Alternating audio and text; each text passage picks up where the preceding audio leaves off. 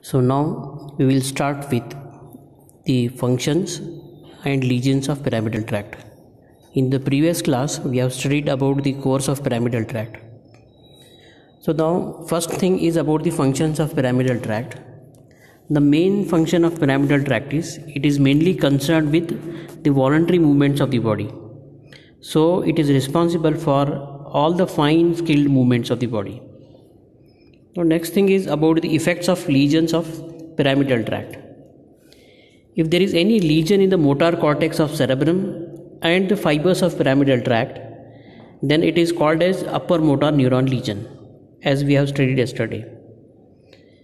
Then if there is any lesion there in the pyramidal tract or in the motor cortex of cerebral cortex, that is upper motor neuron lesion, it will mainly affect on the voluntary movements of the body. So these voluntary movements are sometimes they are completely lost. Then second thing is it also affects on the muscle tone. So in this upper motor neuron lesion, the muscle tone is increased and the muscles will become more spastic.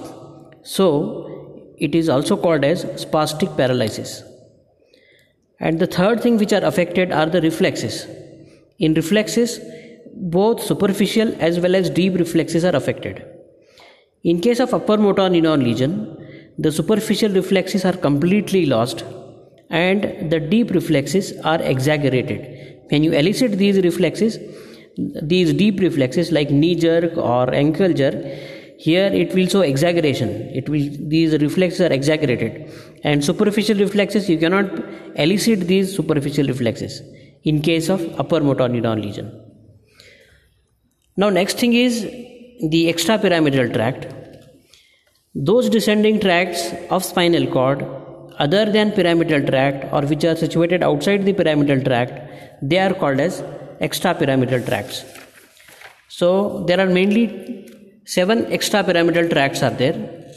Like first one is medial longitudinal tract, anterior vestibulospinal tract, lateral vestibulospinal tract, reticulospinal tract, tectospinal tract, rubrospinal tract, and oliospinal tract. These are the extrapyramidal tracts.